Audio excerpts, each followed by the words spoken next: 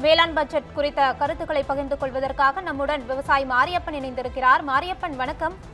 வணக்கம் சார். வணக்கம் மேடம். வணக்கம் மேடம். இப்போ தமிழ்நாடு அரசு இன்றைக்கு பட்ஜெட் தாக்கல் பண்ணிருக்கு. புதிய தமிழக அரசு, புதிய வேளாண்மை உழவர்துறை அமைச்சர்.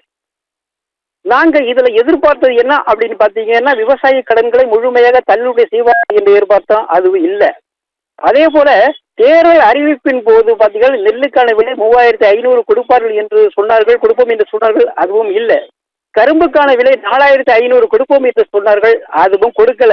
ஒட்டுமொத்தமும் ஏமாற்றம் அளிக்கும். ஏன்னா இது இந்த அரசு, புதிய அரசு, இங்க தமிழகத்துல புதிய அரசு பதவி ஏற்று மக்களுக்கான அரசாக இருக்கும் என்று நாங்கள் எதிர்பார்த்தோம். ஆனா திட்டங்கள் எல்லாம் இருக்கும், வெற்றி திட்டமாக இருக்கும் என்று பார்த்தோம். ஆனா வெற்றி திட்டமாக இல்லை. நாங்க எதிர்பார்த்தது எதுவுமே இல்லை.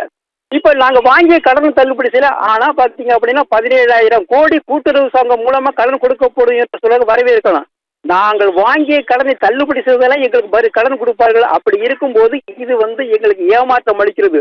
மறுபுறம் பாத்தீங்கன்னா இப்ப வேளாண் கருவிகளுக்கு 227 கோடி அறிவிச்சிருக்கிறாங்க. வரவேற்கிறோம். ஏன்னா எங்களுக்கு விவசாயத்துக்கு பிரதான தொழிலாக பயன்படுத்தக்கூடிய விவசாயத்துக்கு மானியத்துடன் கூடிய இந்த இயந்திரங்கள் இருந்தால்தான் நாங்கள் விவசாயம் செய்ய முடியும். ஏன்னா காலப்போக்கில் ஏர் உழவு செய்த மாடெல்லாம் இப்ப இல்லை. இப்ப நாங்கள் இயந்திரங்களை நம்பி இருக்கோம்.